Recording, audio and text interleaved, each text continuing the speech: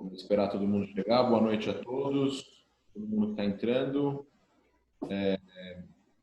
Temos já... Vamos dar mais um minutinho, Rav, para que todo mundo entre. Estamos em 12.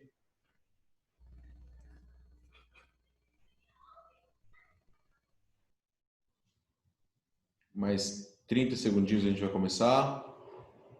Só esperando que o Zoom coloque todo mundo para dentro para que ninguém perca o início.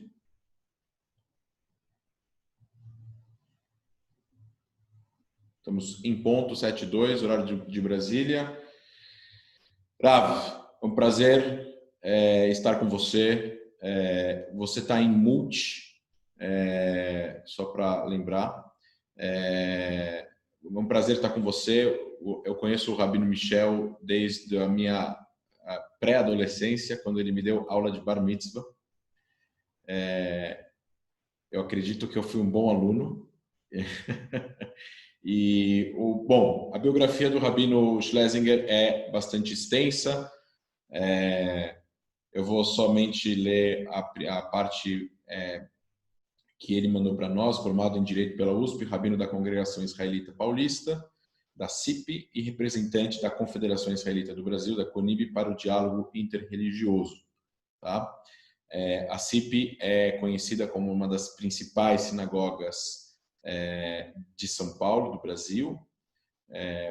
Foi a sinagoga, durante muitos anos, o rabino Henry Sobel foi rabino também, lembrando que a gente está falando da mesma instituição, então é uma sinagoga extremamente prestigiada, conhecida, e assim o Rabino Schlesinger também. Rabino, eu acho que você também escreveu um livro, certo? Isso mesmo. Como chama o livro? Chama-se Diálogos de um Rabino. Diálogos de um Rabino. Interessante. Enfim, em linhas gerais, de qualquer jeito, a gente está falando aqui de uma conversa sobre a pandemia e sobre diálogos e sobre ética dentro desse caos que a gente está vivendo. Eu acho que a gente vive um caos generalizado em vários setores, né? A gente vive um caos num setor político, não só no Brasil, no mundo inteiro.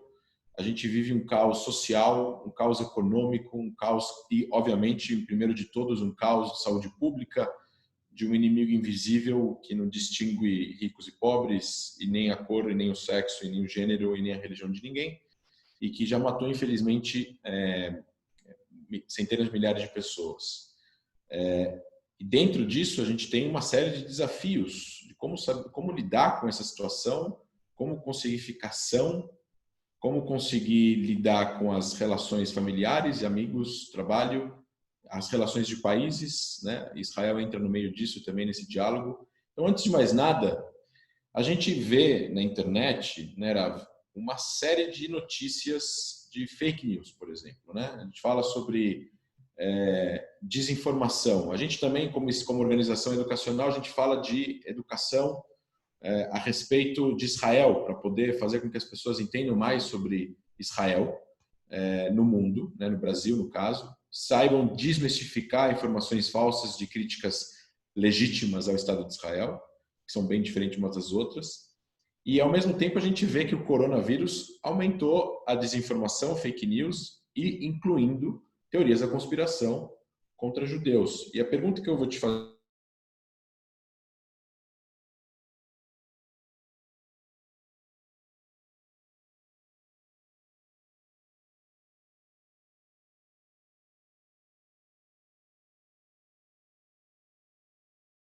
dentro da ética de tentar desmistificar isso. Boa noite, André. Boa noite a todos que estão nos acompanhando. Parabéns pelo trabalho que a Stand With Us desenvolve. Eu acompanho esse trabalho de perto e é realmente uma honra enorme participar desse bate-papo, desse seminário online que vocês propuseram. Obrigado pelo convite. André, a fofoca existe desde sempre, né? E a mentira existe desde sempre. O que a gente está observando de diferente no nosso tempo é, primeiro, a velocidade de propagação por conta das mídias sociais, né? Então, você consegue atingir muita gente com pouco esforço, numa velocidade enorme, né? Então, uma coisa era quando antigamente no vilarejo alguém contava uma mentira e aquela mentira era contada para mais 2, para mais 4, para mais 8, e aquilo podia se espalhar bastante, mas nada comparado ao que acontece hoje em dia.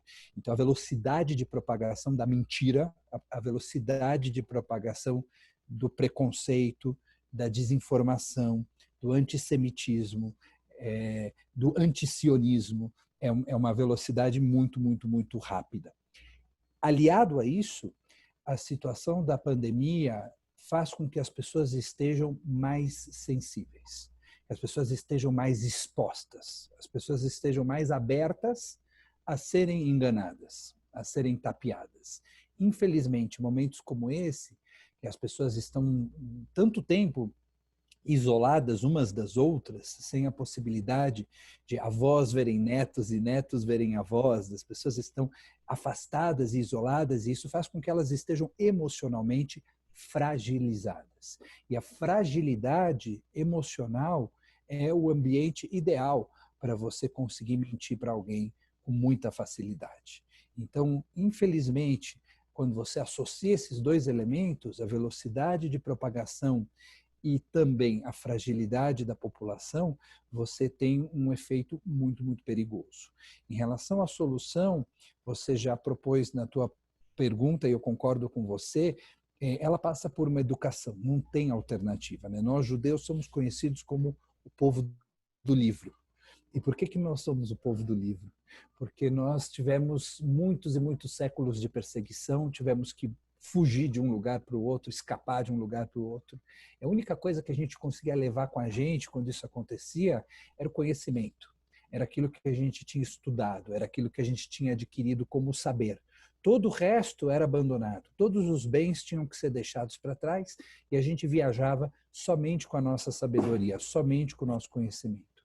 E eu acredito que seja por isso que os judeus desenvolveram essa paixão pelo estudo, essa obsessão pelo conhecimento e pelo saber. E não existe uma outra maneira de você vacinar a população contra as fake news, contra as mentiras, senão elevando o grau de conhecimento dessa população, elevando a educação dessa população. E esse trabalho começa em casa, né?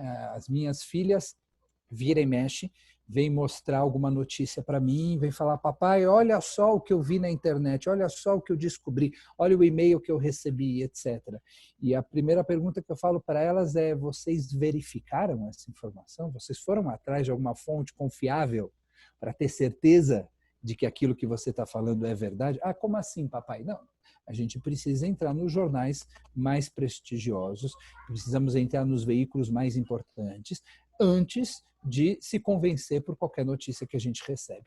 Parece algo elementar, parece algo simples, mas é muito difícil de executar. A gente vê pessoas inteligentes, André, e você deve lidar com isso o tempo todo no teu trabalho na Stand With Us, pessoas inteligentes sendo veículo de besteira, sendo veículo de bobagem, sendo veículo de mentira. Né?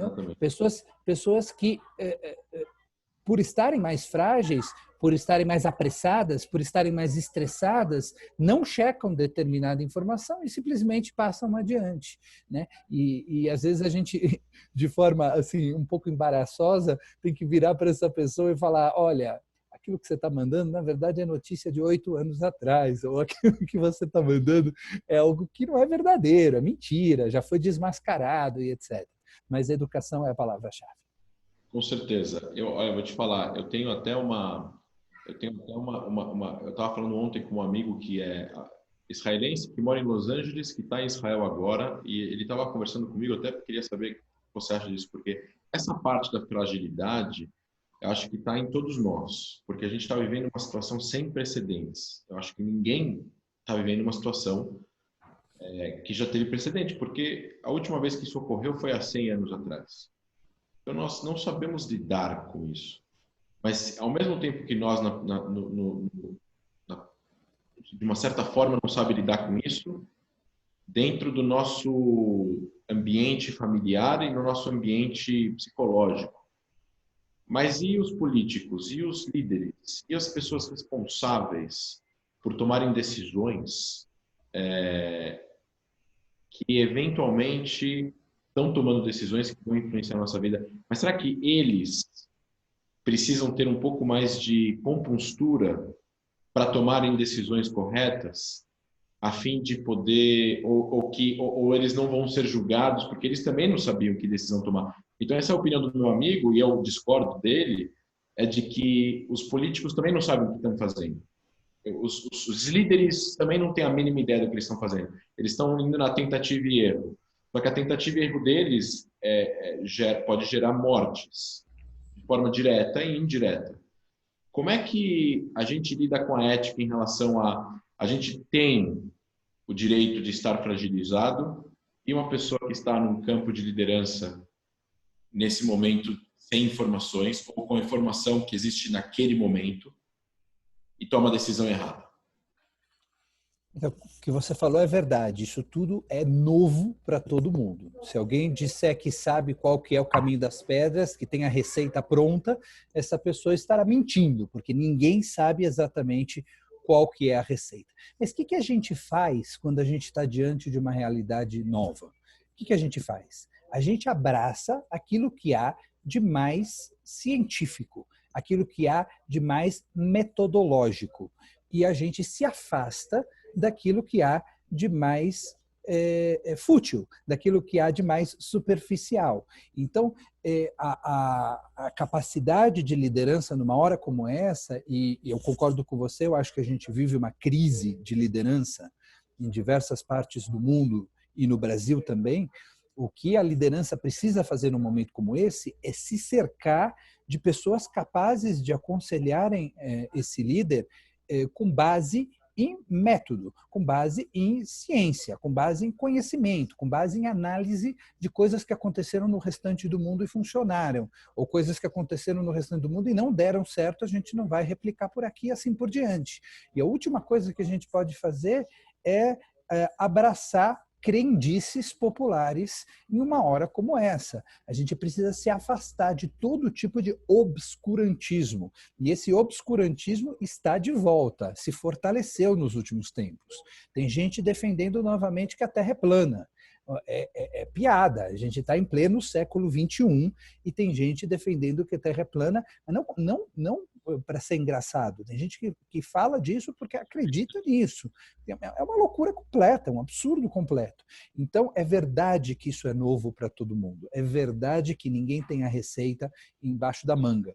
Mas também é verdade que ser líder significa se afastar das bobagens e se cercar de pessoas capazes de te aconselhar num momento como esse, utilizando dados fidedignos.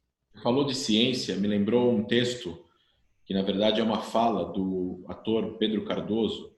Ele foi uma vez na Jovem Pan e ele falou uma coisa muito interessante que eu até uso para algumas aulas que a gente dá a respeito de Israel, que você argumentar, basear o seu argumento, a sua opinião e descartar a ciência é uma grande ignorância, né? Então, ele fala, no final, ele fala o seguinte, ele fala, todo mundo tem o direito de uma opinião. Eu escrevi um livro recentemente e coloquei no prefácio que o livro era um livro de opinião. O que isso quer dizer? Que eu não me coloco perante os temas com uma pretensão científica. Eu me coloco perante os temas com a vulnerabilidade da minha subjetividade. Vulnerabilidade da minha subjetividade. Eu me coloco no lugar onde todos nós estamos. Eu leio jornais que todo mundo lê, eu recebo as informações que todo mundo recebe, e eu reajo àquilo com a maior maturidade, maior honestidade possível da minha pessoa. Mas a democracia não acaba aí. A democracia, para se defender da subjetividade da opinião, ela pretende estar apoiada em algo científico. Dou um exemplo. Para alguém ser condenado por um crime, a justiça nada mais é do que a tentativa científica de apurar os fatos. Então a gente acha, por exemplo, que fulano atirou em ciclano, mas vai ser a perícia que vai apurar exatamente o que houve. Desacreditar na ciência e acreditar e depositar a absoluta verdade de opinião de cada um é uma desautorização da democracia. A opinião muda de acordo com o que escutamos, mas para que alguém sofra as consequências da lei, é preciso que haja um processo honesto e científico possível, senão caímos na era da pós-verdade. Você não acha, Rav, que depois de uma... Eu acho que isso é sensacional o que ele falou, eu acho que isso se encaixa absurdamente com a situação que a gente está vivendo hoje em dia, tanto em fake news em relação a teorias da conspiração sobre a coronavírus, pandemia, tem tantas conspirações. Tem conspirações que falam que foram os muçulmanos para lutar contra o Ocidente, tem conspiração que falam que é um plano comunista da China de conquistar o Ocidente, tem gente que fala que foram os judeus que criaram um vírus para conquistar o Ocidente. É tudo para conquistar o Ocidente, né? Então, dentro disso, eu acho que assim, os políticos precisam de ser obrigados, não é uma questão de opinião, teria que existir talvez até um mecanismo que obrigassem a eles estarem cercados de pessoas científicos, em momentos como esse, para que as decisões deles não sejam baseadas em opiniões, e sim em fatos, porque no final das contas a gente está falando de pikuach nefesh, que era o próximo tema que eu queria falar com você. O que você acha sobre isso? Eu sou um rabino, e como rabino, obviamente, sou um religioso que acredita em Deus. Mas isso não me afasta da ciência. Pelo contrário, eu acredito que a religião e a ciência são complementares uma à outra.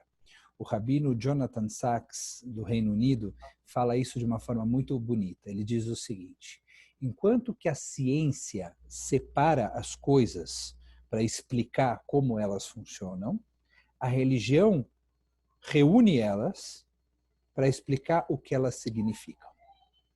Então, a ciência separa as coisas para explicar como funcionam e a religião coloca elas reunidas para explicar o porquê, o significado, o sentido por trás delas. Nesse caminho, a ciência e a religião são absolutamente complementares. Enquanto a ciência tem uma preocupação em esmiuçar as coisas e explicar como elas funcionam, a religião está constantemente dando sentido, dando significado.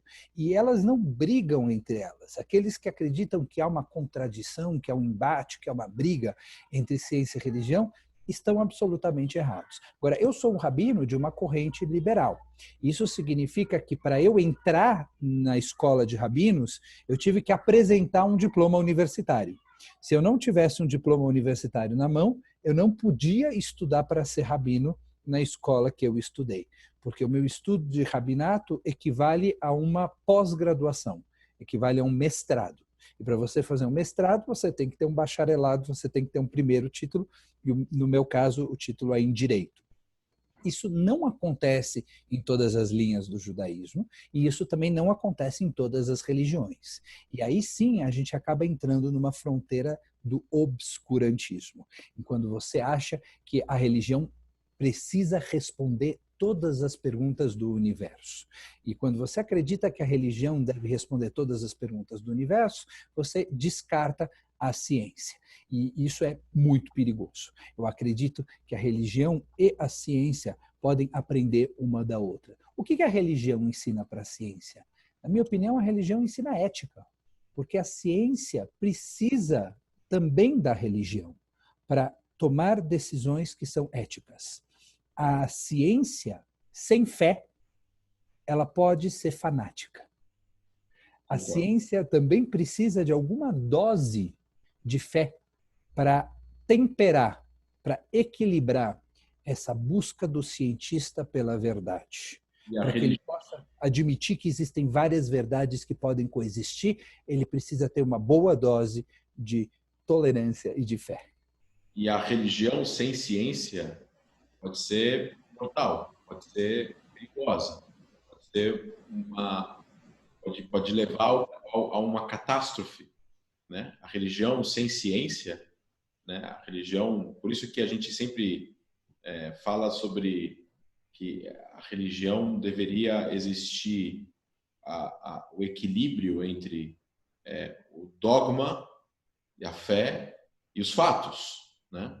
Tanto que existe o iluminismo, que trouxe algumas reformas importantes para o judaísmo e para o cristianismo, que fizeram com que chegasse a um certo equilíbrio para algumas coisas que naquela época não tinham, e hoje em dia, se a gente imaginar, são impensáveis, né? Em relação a isso. Mas eu adorei a frase do Jonathan Sachs. Eu particularmente acho ele um líder extraordinário além do carisma dele e do trabalho dele, da responsabilidade que ele tem, eu acho que ele traz uma clareza em coisas relacionadas ao judaísmo e a Israel também. É um dos grandes defensores da existência, da legitimidade do Estado de Israel, né? Não estou falando agora de política, e sim da existência do Estado dentro do Reino Unido, onde existe um problema muito sério em relação a questões relacionadas a Israel. A gente viu o que aconteceu na polarização política lá, toda a questão do Partido Trabalhista, com o Jeremy Corbyn, no antissemitismo, etc, etc. Enfim, tem toda uma história por trás aí.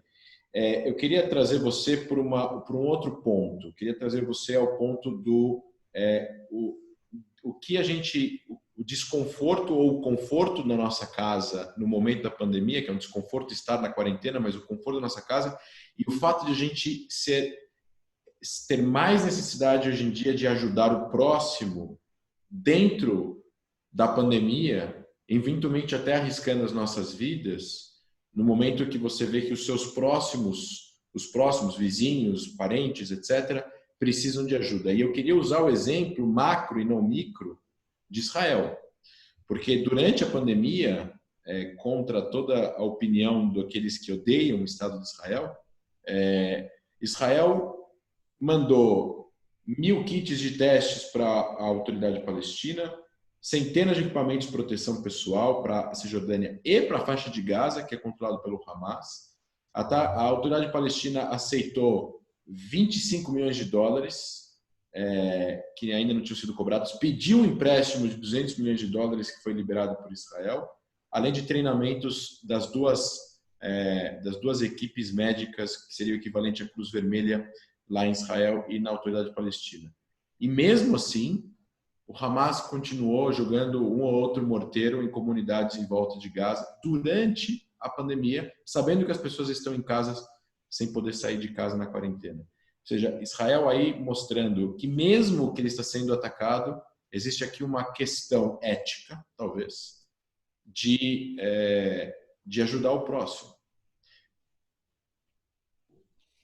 André, você antes citou o termo pikuach nefesh, né?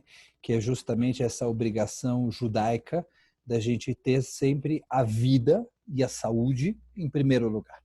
Todo o resto vem depois. E a gente às vezes perde isso do nosso horizonte, do nosso GPS. Né? Mas se a gente tomar as nossas decisões pautado na pergunta o que vai garantir mais saúde e mais vida, então provavelmente as nossas decisões serão acertadas. A crise que a gente está vivendo, ela expõe aquilo de pior que as pessoas têm e aquilo de melhor que as pessoas têm. As pessoas podem se revelar pessoas terríveis num momento como a crise, e nós estamos, por exemplo, vendo fraudes na venda de respiradores. É um absurdo isso. Quem são pessoas que têm a possibilidade de se aproveitar de um momento de desespero como esse que a gente está vivendo, com milhares de mortes diárias, e tentar ganhar dinheiro enganando pessoas, ou enganando governos, ou enganando hospitais com venda de respiradores. Isso é o que há de pior da humanidade, que muitas vezes é demonstrado em momentos de crise. Junto com isso, a gente vê o contrário. A gente vê uma solidariedade incrível, impressionante. Assim como foi durante o Holocausto e durante a Segunda Guerra Mundial. Assim como está sendo agora durante a pandemia. A gente está vendo indivíduos, empresas, ONGs, alguns governos estão fazendo muito além daquilo que se esperava para salvar vidas, para ajudar o próximo. Isso tem sido muito emocionante. israelenses e palestinos têm demonstrado, através de algumas iniciativas pontuais, que existe, num momento como esse, a possibilidade de uma grande colaboração e de uma ajuda mútua. A minha esperança, como pacifista que tento ser, é de que isso deixe marcas importantes para o futuro, que abra um caminho para uma nova negociação há tanto tempo congelada. Eu vi que a Brônia Libesny está aqui com a gente, e a Brônia é lá da CIP, por isso que eu me dei o direito de ler a pergunta dela. Ela diz: a ciência sem a reflexão do seu significado, da ética, também é perigosa, tanto quanto a fé dogmática que quer explicar tudo. Perfeito. Eu acho que essas diferentes áreas do saber são complementares. E se elas tiverem a humildade de aprender umas com as outras, então a gente tem um enriquecimento da humanidade como um todo. Perfeito. Aliás, falando nas perguntas, o pessoal que está assistindo a gente pode fazer a pergunta no chat que a gente vai receber. E eu já aproveito para pegar a primeira pergunta que eu estou vendo aqui, que eu acredito, não tenho certeza, que você também fez o bar mitzvah dele, nosso amigo Benjamin Pérez, grande pedagogo paulista. Grande Benjamin, estou com saudades de você, Benjamin. Quando ele trabalhava na CIP, a gente se encontrava mais frequentemente. Agora a gente se vê. Ele saiu da CIP. Ele agora é um dos grandes mestres em criar treinamento para as grandes corporações de São Paulo. Qual é a visão do Rabino acerca do diálogo interreligioso no cenário da pandemia? Olha que bacana, né? Dentro do assunto das coisas maravilhosas que podem surgir durante as crises, né? Nós religiosos nunca estivemos tão próximos. O sheik da principal mesquita do Brasil, que é a Mesquita Brasil, né, que fica na Avenida Brasil, e eu, sheik Al-Bukai, estamos em contato diário. Estamos falando todos os dias. Já tínhamos algum contato e alguma proximidade, mas nunca uma proximidade tão grande e tão intensa como o que a gente está vivendo agora. Por quê? Porque ele está enfrentando na mesquita dele exatamente o que eu estou enfrentando na minha sinagoga. E nada mais sábio do que a gente trocar informação e dar ideias um para o outro e fortalecer um ao outro, porque antes dele ser muçulmano e antes de eu ser judeu, nós somos seres humanos. E isso é o que nos une. O cardeal arcebispo de São Paulo, Dom Odilo, e eu estamos num contato mais próximo do que sempre tivemos. Aliás, depois que a gente se despedir por aqui, vamos ter uma próxima live em que o cardeal e eu estaremos juntos, para justamente reforçar essa mensagem de que a humanidade é aquilo que nos aproxima, é aquilo que nos une, e como você falou no começo, André, assim como o vírus não distingue religião, a solução desse desafio que a gente está vivendo terá que ser uma solução cooperativa, terá que ser uma solução conjunta. A gente não tem como sair daqui se a gente não trabalhar. Aliás, como com os principais desafios da humanidade, né?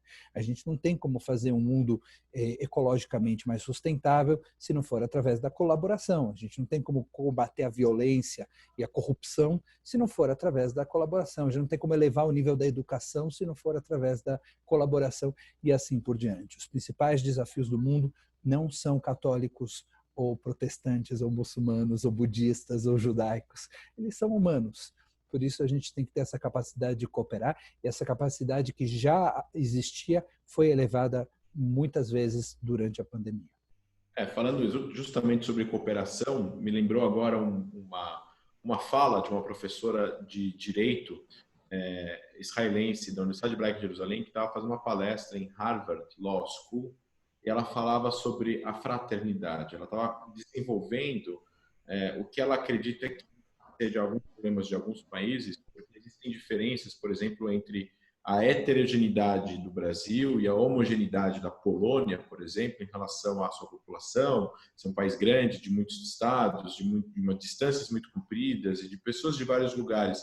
E o que, no final das contas, fazem com que as pessoas não se sintam próximos a pessoas de outros estados, de outras culturas, de outros backgrounds, etc, etc. E de que o que ela estava, na verdade, falando era de que Israel, no final, desde o comecinho da criação da ideia de existir um lar nacional para o povo judeu naquela região e de toda a construção social que foi feita através da solidariedade coletiva que existia desde o começo da criação do Estado e que fez com que o bem-estar maior da soberania e do povo, etc., ele é maior do que os interesses individuais de cada um.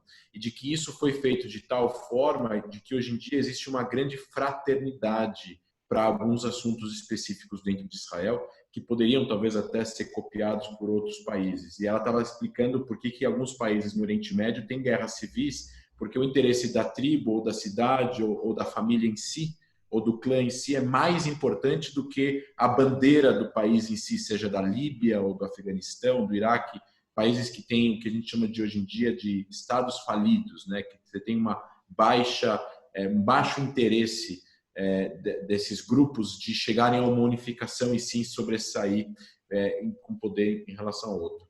Agora, voltando para a fraternidade, eu acho que dessas adversidades que a gente está passando agora, como a pandemia, podem ser um ponto de partida para uma nova era de fraternidade e na qual até mesmo na qual as pessoas vão até se apoiar mais até na religião, cada uma na religião que segue, para poder exercer essa fraternidade?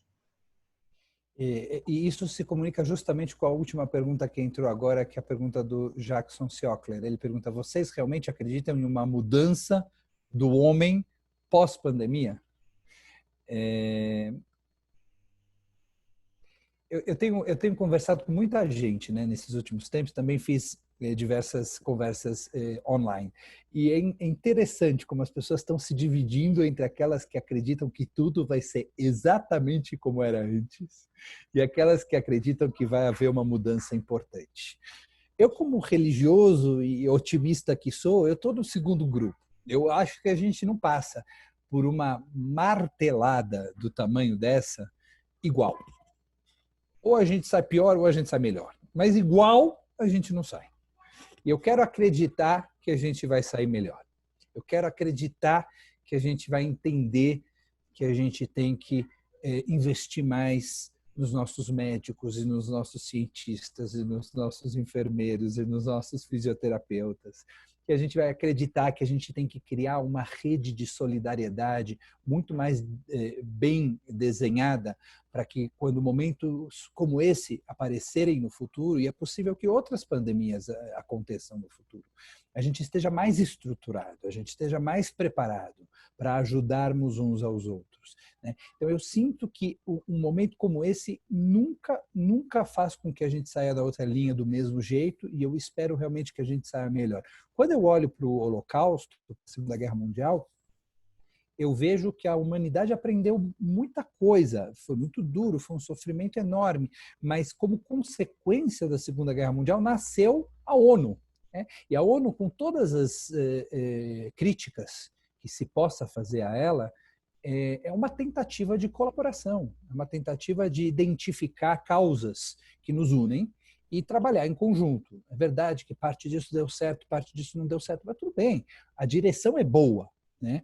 Surgiu também a Declaração Universal dos Direitos do Homem e do Cidadão. Surgiu também os blocos regionais, entre eles a União Europeia. Tudo isso nasce por conta da martelada da Segunda Guerra Mundial. Então, da maneira como a gente soube transformar aquilo em algo positivo, eu espero que a gente tenha a criatividade para fazer que essa pandemia deixe marcas de solidariedade, de cooperação e de união. Mas vai depender da gente, isso não vai ser um processo automático, né? Isso não é algo messiânico, isso é algo construído pela sociedade.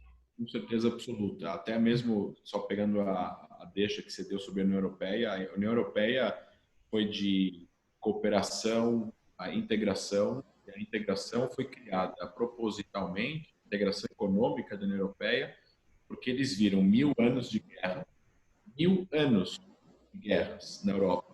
A gente fala de Primeira e Segunda Guerra Mundial, mas na verdade a Europa lutou 1000 anos de guerra, com milhões, dezenas de milhões de mortos, e foi só agora, com a criação da União Europeia após a Segunda Guerra Mundial, na qual as economias estão interligadas. É impossível dois países com economias interligadas lutarem uma guerra. E é por isso que foi feito isso. Então, usando isso como exemplo, usando o exemplo, por exemplo, de Israel, com cada desgraça que acontecia, ensinava os israelenses alguma coisa. Então, primeiro sequestraram um avião, então blindaram a cabine do piloto. Primeira companhia do mundo a ter cabine blindada foi a companhia israelense. Os aeroportos, terroristas em aeroportos. Então, Israel foi o primeiro aeroporto a proteger de um jeito X o seu território do aeroporto para estar esterilizado de pessoas que possam colocar em ameaça as aeronaves ou as pessoas. Todas as questões de segurança que Israel enfrentou, de guerras também, as sirenes, os bunkers, o próprio sistema de defesa Iron Dome dos foguetes que são lançados pelo Hamas. Então, se de coisas que são menos impactantes mundialmente falando, como está acontecendo só em Israel, já ensinou um país inteiro a lidar de um assunto de forma diferente, eu tenho certeza, respondendo a pergunta também, de que as pessoas que vão chegar no poder ou que já estão no poder vão adotar, espero eu, medidas distintas de prevenção caso isso aconteça. Por exemplo, imagine um país onde o sistema de saúde não é público. Imagine um país onde o sistema é totalmente privado, onde um teste de coronavírus custa $1.500 com uma pandemia. O que se faz?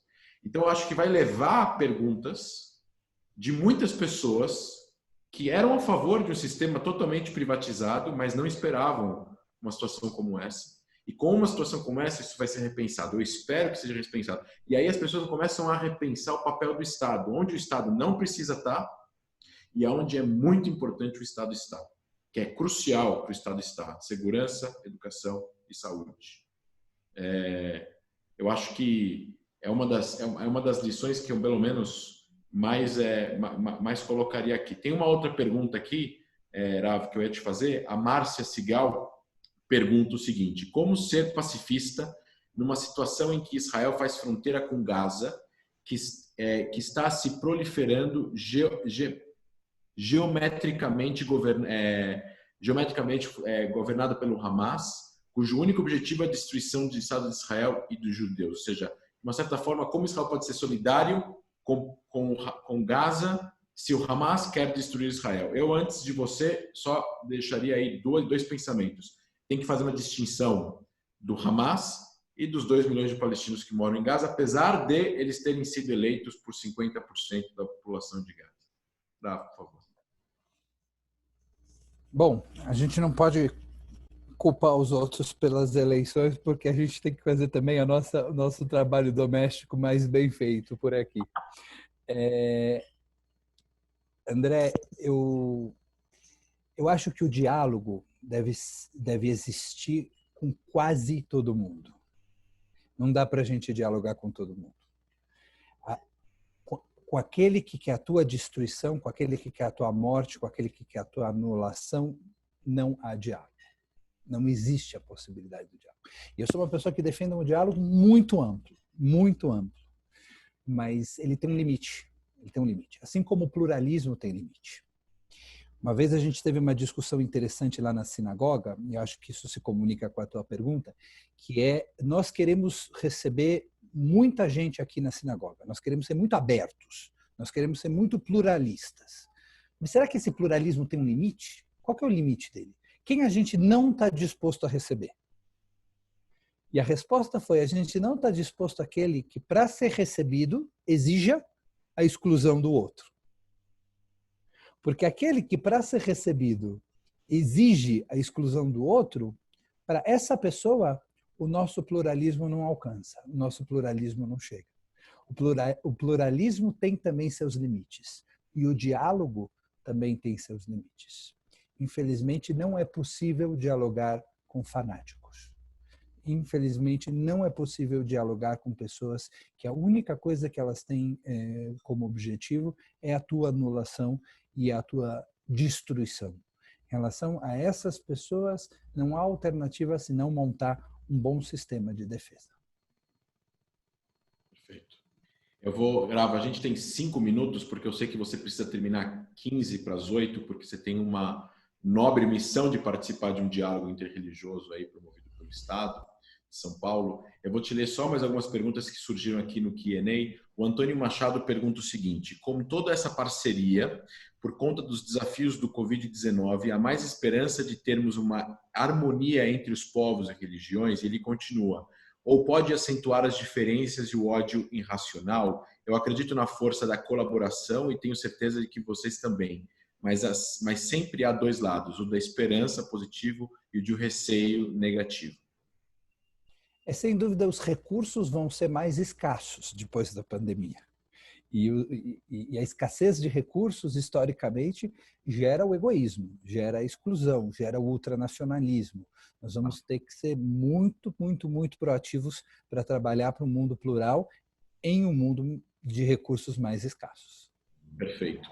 Uma outra pessoa aqui anônima escreveu o seguinte: a nível pessoal psicológico, este evento gerencial esse evento que seria a pandemia generacional gera mudanças talvez radicais. Nossas visões de mundo, objetivos, valores estão sendo desafiadas. Vamos mudar? Eu vou falar em relação ao judaísmo. Já mudou, já é diferente. Eu falo que nasceu um novo judaísmo, e eu chamo ele de telejudaísmo. Assim como tem a telemedicina, tem agora o telejudaísmo. Eu nunca, antes da pandemia, tinha rezado na frente de uma câmera. Só eu e a câmera. Nunca tinha feito isso. E fui obrigado a fazer, porque era a única forma de continuar perto da minha comunidade. A primeira vez que eu fiz foi estranho, a segunda também, a terceira também, e hoje continua sendo estranho do mesmo jeito. Mas eu entendo que esse é o caminho, porque hoje em dia, se eu quiser estar perto daquela senhora de 89 anos, da CIP, que está sozinha em casa, longe dos netos, longe dos filhos, longe da família, e que quer ouvir uma música de Shabbat, o jeito de eu ficar perto dela é conversando com uma câmera. E isso fez com que o judaísmo evoluísse, né? E essas mudanças vieram para ficar. Não dá para fazer de conta que nada aconteceu e tudo voltar a ser como era antes. Espero que um dia a gente possa ter pessoas na sinagoga de novo, pelo amor de Deus. Espero que eu possa de novo abraçar, beijar, cumprimentar os membros da minha comunidade. Mas, junto com isso, eu vou precisar pensar naquelas pessoas que não conseguem chegar na sinagoga, que moram em partes do Brasil que não tem sinagoga, que não tem rabino, e vamos continuar, de algum modo, transmitindo as nossas rezas. Perfeito. Eu queria primeiro agradecer você, eu queria pedir desculpa por pessoas que a gente não vai responder as perguntas pelo fato de a gente estar com tempo escasso, pelo Rabino precisar ir para um outro evento online. Então, eu já deixo de antemão o meu agradecimento. A gente vai eventualmente, provavelmente, marcar uma próxima conversa com um bate-papo talvez sobre temas distintos do que a gente aportou hoje. A gente teve perguntas relacionadas à política tanto do Brasil como de Israel, em relação à bandeira de Israel aqui no Brasil, em relação ao fato de algumas pessoas que dizem amar Israel serem contra as bandeiras que Israel protege, como bandeiras LGBTQs e outras questões da Israel imaginária que a gente já cansou de falar e continua ensinando aqui no Brasil, de que Israel real é diferente da Israel imaginária de ambos os extremos aqui no Brasil. E por isso, já te deixo aqui ao vivo e com provas, porque está gravado, o próximo convite para o nosso próximo bate-papo entre você e eu aqui na Stand With Us Conectada.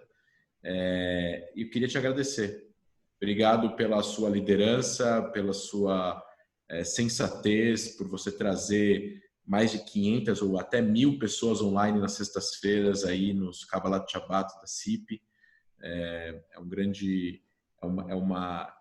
Enfim, um agradecimento gigante a vocês todos na CIP e à diretoria da CIP e a você em especial. E ao vivo e com testemunhas eu aceito o teu convite. Claro, vai ser um prazer enorme continuar batendo esse papo. Obrigado mais uma vez, parabéns pelo trabalho enorme que vocês desenvolvem no Brasil e no resto do mundo e contem sempre comigo. Obrigado, pessoal. Obrigado, boa noite a todos. Eu queria convidar, curtam a página da CIP, a página do Stand With Us no Facebook e no Instagram, sigam as nossas redes sociais, curtam a nossa página no YouTube e ativem o sininho para vocês receberem as notificações dos vídeos novos todas as semanas. Boa noite a todos. Obrigado, Rav, e até uma próxima, pessoal.